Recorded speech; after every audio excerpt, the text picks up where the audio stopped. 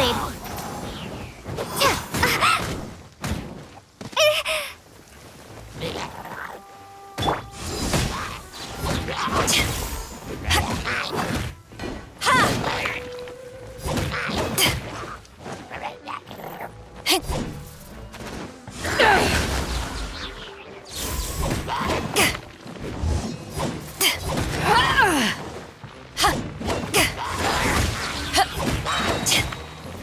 Eyes on me!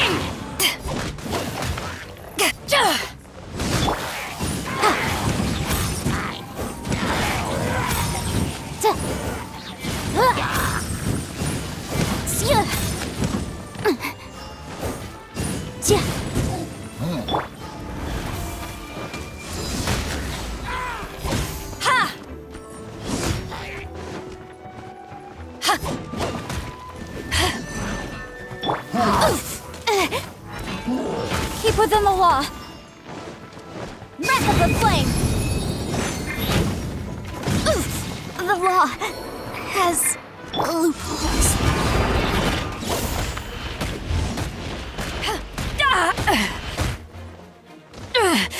Just a scratch.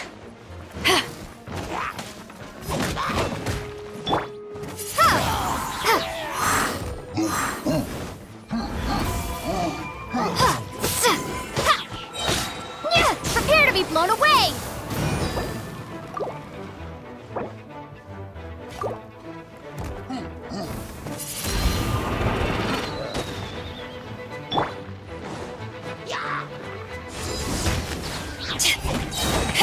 To ashes!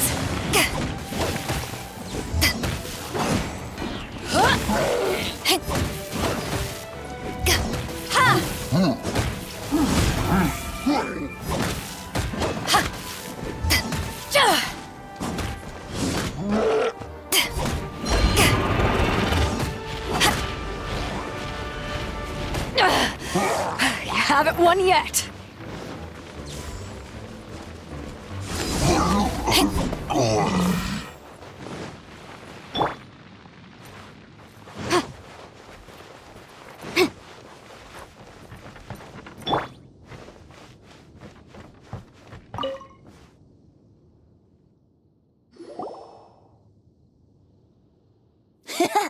Lo and behold, the Sword of Brilliant Valor. Are you sure? Looks kinda basic to Paimon, and a little worse for wear, too. Why would hilly trolls be bowing down before a piece of junk like this? Seems somebody tossed an old sword into a pile of spoils these hilly trolls were already celebrating. This is in terrible shape, and it's so basic, I'm at a loss for words. Say, Jack, have you ever seen an Anemo crystal fly? They're found in the open country around Mondstadt City. If you saw one in broad daylight, you wouldn't bat an eyelid. But in the pitch blackness of night, its brilliant glow is mesmerizing. It truly resembles an exquisite crystal dancing in the night air. Is valor not the same? When everything is going your way, it seems meaningless, fades into the background. But when you're in dire straits, valor is the thing that gets you fired up and fighting back. It's the brilliant ray of light that guides you out from the darkness. You're right. You're right. Then this has to be it. This is the Sword of Brilliant Valor. So, we got our sword. Now we just need that shield. Let's scout around. It's definitely in Dadaupa Gorge, so... Huh? There's somebody there. Stanley? What's he doing here? He's acting so weird. What happened? Why did you stop all of a sudden? Huh? Oh, it's nothing. Just one of those Mora-spouting weasel thieves passed by is all. What? Where? I want to see. Maybe another time. We have a shield to find, remember?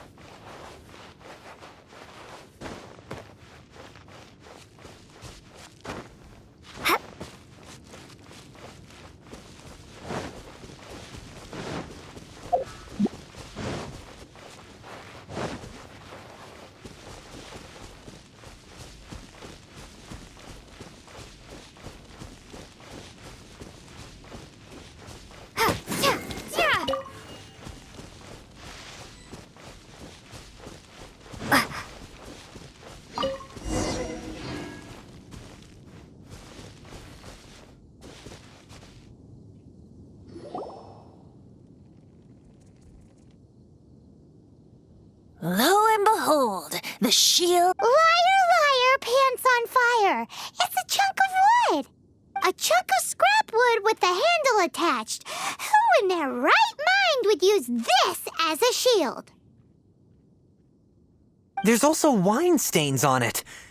Yeah, I'm pretty... And yet, my bard's intuition tells me that warriors wear their battle scars with pride. Surely an intact shield is... Though the soldier's body be tired and torn, still they fight till the very end, till they have no blood left to bleed. Such magnificent strength of will. You do have a point. Okay, then. Ahem. Excuse me, Mr. Hilly Churl? Well, okay. You take it from here. Hope you've picked up some Hilly Churlian by now. If not, there's always body language. Uh-oh. He did not seem to appreciate that. Uh-oh. He did not seem to appreciate that. Well, if you insist, a tune I shall strum. Seems cheerful enough. Maybe negotiating will work after all. Oh no, we ticked him off big time.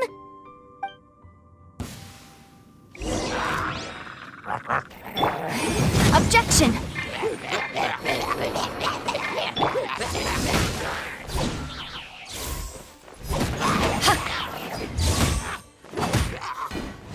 Swift and merciful.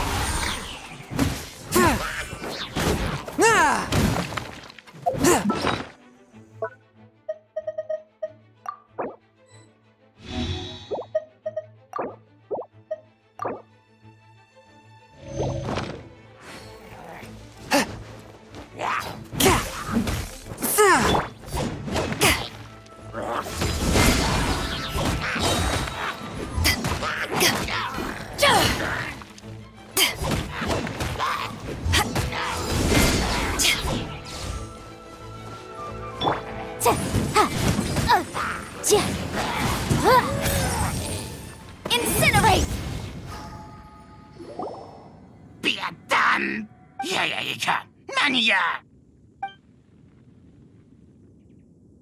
Hey, he dropped the shield of magnificent honor and ran.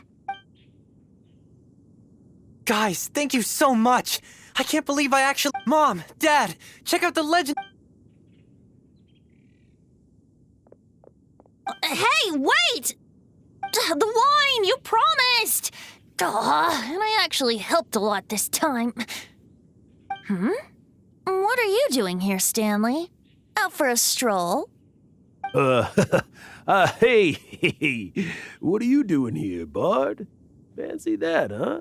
You, out for a stroll, too? Oh, that's right. An after-dinner stroll, to be precise. We were also helping a friend look for something. Paimon's starting to think Stanley might be a fraud.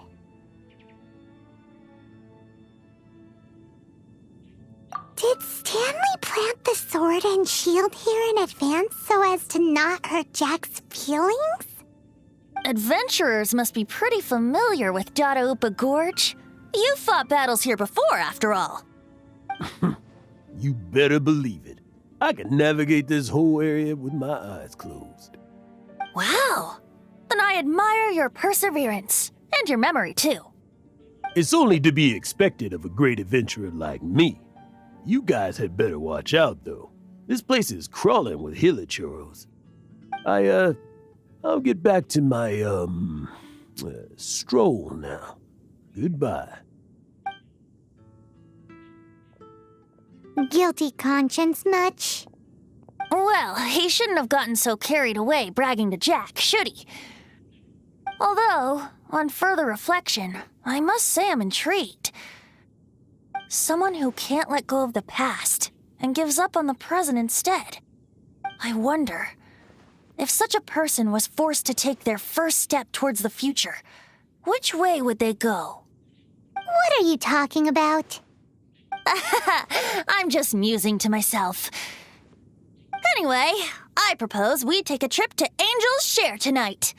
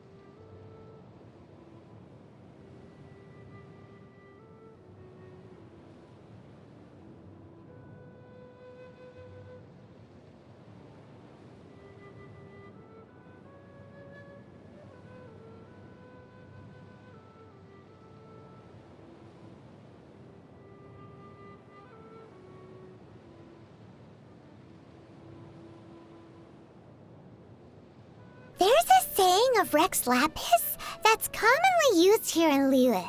Paimon thinks its rough meaning is don't play with your money.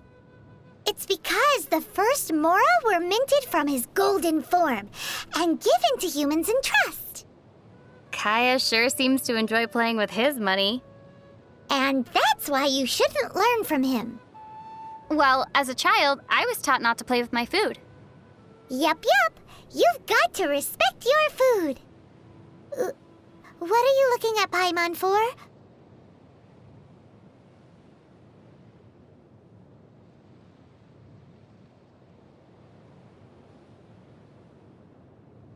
Walk in 7 clockwise circles, then walk in 7 anti-clockwise circles. Then open your eyes. Are you sleepwalking? Nope. Paimon is just trying to see if that antique shop from Heart's Desire actually exists. Well, assuming that a shop in a story does exist, what would you like to buy, Paimon? A slime creator. Does such a thing even exist? Lately, some Guhua clan disciples have been retelling an ancient story. The Guhua clan, huh? Paimon bets it's a heroic story. Several female disciples decided to partake of a contest of arms to see who would marry their male junior, and he approved. Ooh, Paimon's heard this one. In Liyue, they call this a joust for a spouse. But the night before the contest, he stole the eldest disciple's favorite sword. Ah, so he wanted her to lose. Poor girl. I know, right? Forced to use a sword she wasn't used to, the eldest disciple suffered a crushing defeat. Unable to accept this result, she fell to her knees and wept. Oh no! She must have really loved him, right? In the end, she was forced to marry him in front of everyone. Wait! So the loser had to marry him?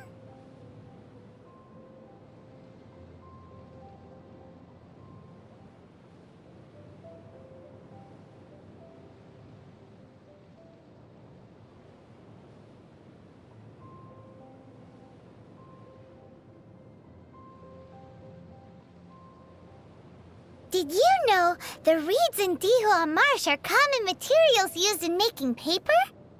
The solid reed cores are used to make pens, while the hollow part is used to make flutes. It's all very sophisticated. Over the years, many heroes and swordsmen have also chosen Dihua Marsh as the location of their duels. The more reeds, the more elegant the place. But in places where the reeds are the thickest, the water can be quite deep. So there are a lot of unlucky duelists who fall in and drown while the duel is on. Huh. And what's my takeaway from all of this supposed to be? Don't get into a fight in Diwa Marsh.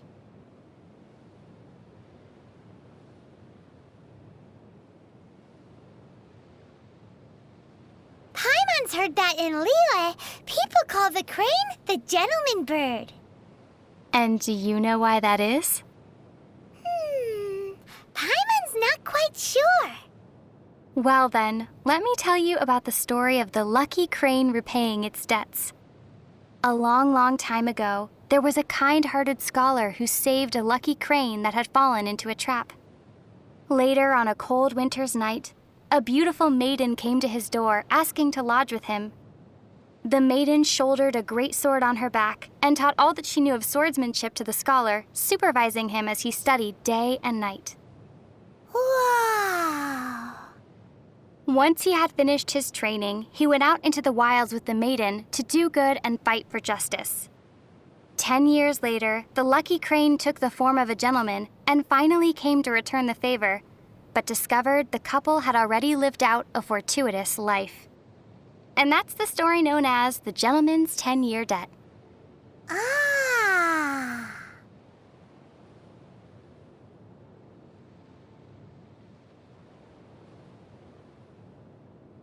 Rumor has it that Jueyun Karst is the abode of the Adepti. Wow! The abode of the Adepti.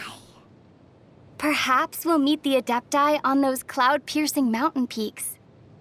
Wow! Meeting Adepti. But I wonder, how would one normally communicate with the Adepti? Wow! Communicating with Adepti. My emergency rations seem to be going bad. Best to consume them quickly. Ahem! Well, Paimon thinks that shouting from the mountaintop should work. That seems more like a way for getting the attention of a hilly churl instead of an adeptus.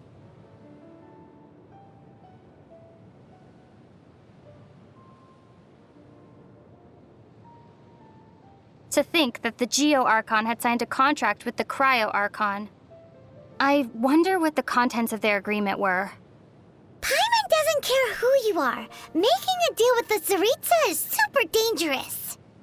Be that as it may, since Morax is the god who understands the basis of contracts the best, he's definitely given this some thought. Well, that's true. Morax himself called it the contract to end all contracts. I trust that we will witness the truth and its denouement play out.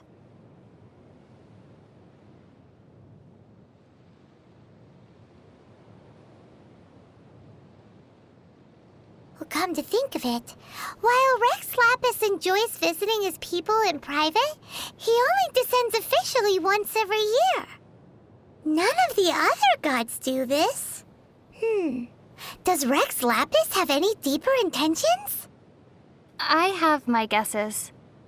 You see, those annual divine predictions have already captured the hearts of the people of Liyue too much. Round and around, they analyze and scrutinize every single word, finding limitless hidden meanings within them.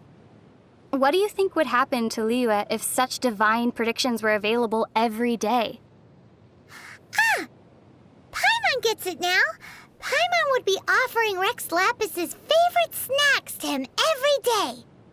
If you could just get Mora straight from Morax's hands, who would ever need to do a day of honest work? You made some logical leaps, but that's basically how it is.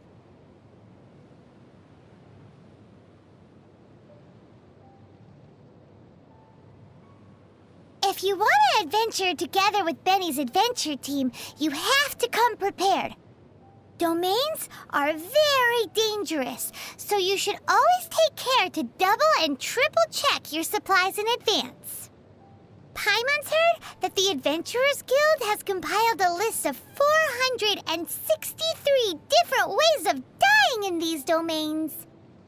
If Bennett got you killed by accident, Paimon and Bennett would never forgive ourselves. Why am I the only one dying here? Well, that's because according to the numbers, Paimon can avoid 322 causes of death just by floating. I suddenly don't feel like exploring these domains.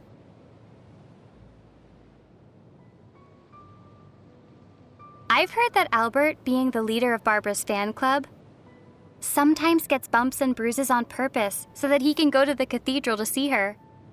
Paimon feels the Knights of Avonia should keep a closer watch on weirdos like that. But it seems that a month later, Albert discovered that Bennett was managing to see Barbara far more than he was. On second thought, Bennett does have the natural advantage when it comes to getting injured. What is this? A Let's Bother Barbara contest? Barbara's really popular, isn't she? Well, she is the idol of the people of Mondstadt. Come to think of it, Paimon doesn't really know what an idol is. It's an occupation in which one's work is to be cute, be well-loved, and earn a boatload of mora. Isn't that the same thing as being a mascot? That's one way to put it. Lisa and Amber feel a bit like sisters. Huh? Why's that? Amber often runs errands for Lisa. Older siblings asking their younger siblings to do things for them so they can slack off is a rather common practice. But my brother and I are the same age, so we had to decide these things via rock, paper, scissors. Whoa! So doesn't that make you my younger sister? What do you mean? Well, since Paimon floats, you're the only one who can run any errands. Seriously?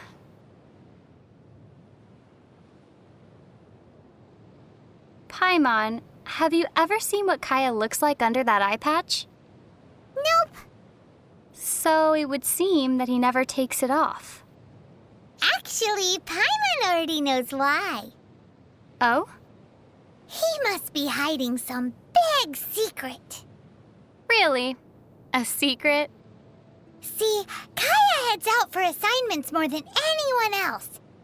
So the skin under that eye patch has to be way lighter than the rest of him.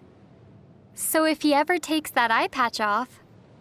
He'll definitely become the butt of everyone's jokes. Maybe he'll even get a weird nickname. Like, say, Pasty Eye. Guess he didn't need to take it off to get a weird nickname.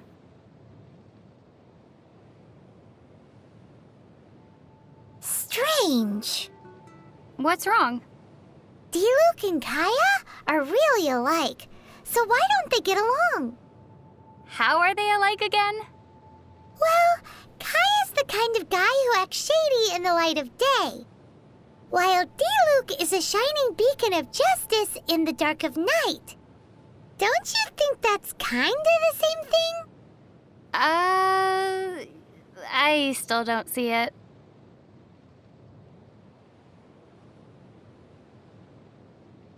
If one hilly churl could beat, say, 3 wild boars, then how many hilly churls would it take to reach the fighting prowess of Master Jean and Master Diluc?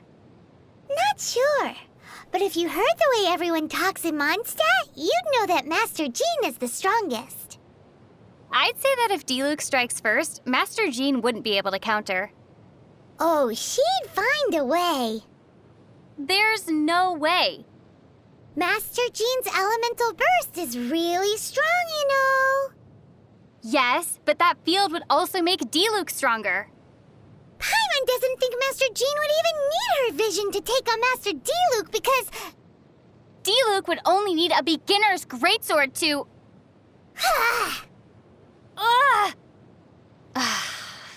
This is so dumb. They both fight for Mondstadt, so they wouldn't come to blows. That's why Paimon likes your idea of measuring their fighting strength in number of hilichurls. Or, in Paimon's case, in fifths of a wild boar.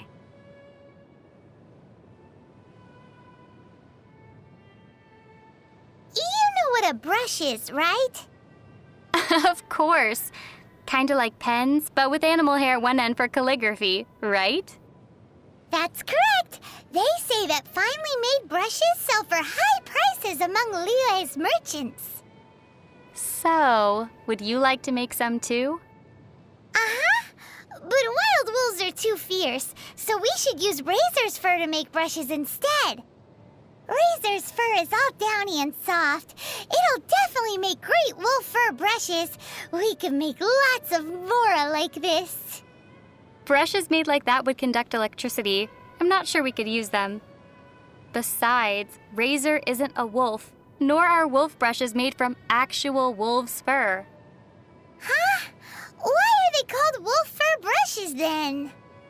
Well, does Cider Lake look like it's full of cider to you? You have a point. Klee's a really interesting kid. All the knights seem to like her a lot too. You could even say they spoil her. I wonder, who makes the better mascot, Paimon or Klee? Oh wait, I forgot. Paimon's not a mascot. Paimon is emergency. Hey! Paimon knows exactly what you're going to say. That joke stopped being funny a long time ago. It's time for Paimon's Little Life Tips. Little life tips?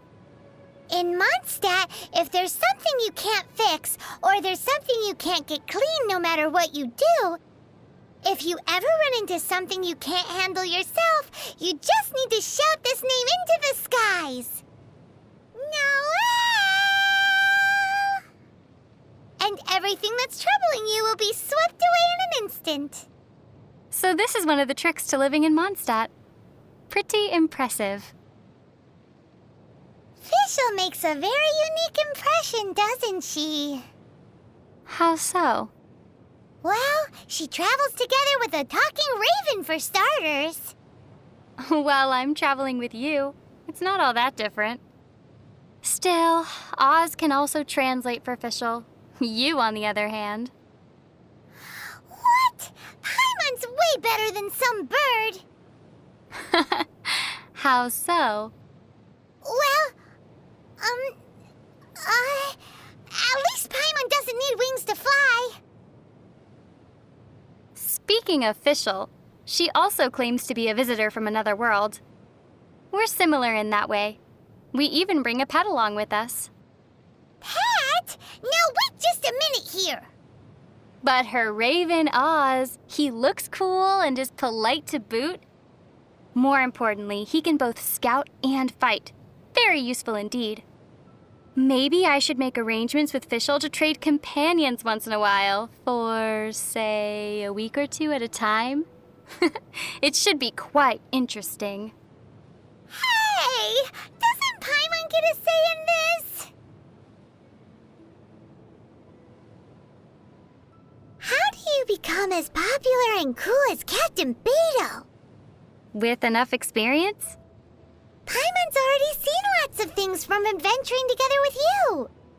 One also needs to experience trials and setbacks. Paimon almost drowned that one time.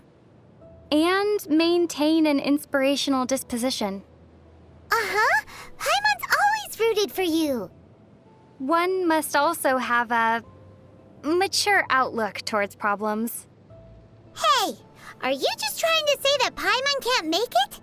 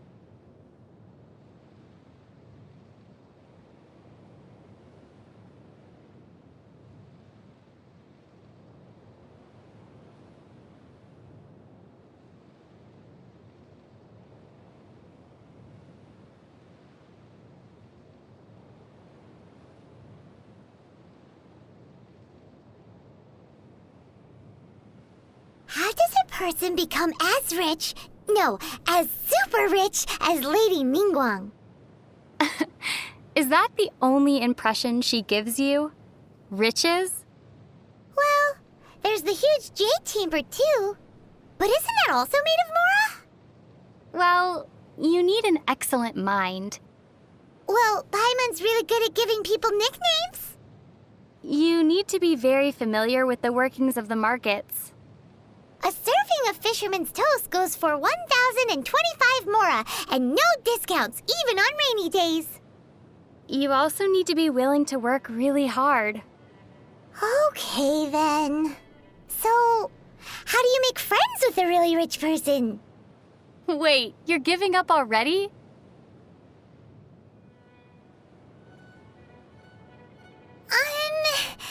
Do you think that Chi-Chi needs to drink blood? That's not a zombie, Paimon. That's a vampire. Then, will she transform during a full moon? Werewolves, Paimon, not zombies. Huh. As expected of a traveler, you really know a lot. So, what special things can zombies do? Exercises? Ah, that makes a lot of sense. So the ones that do exercises are zombies. Got it. Come on, Paimon will teach you how to fly. 3, 2, 1. Ah, Paimon's gone. Well, whatever. I'm tired. Let's just sit here for a bit. I'm flying with you in my heart.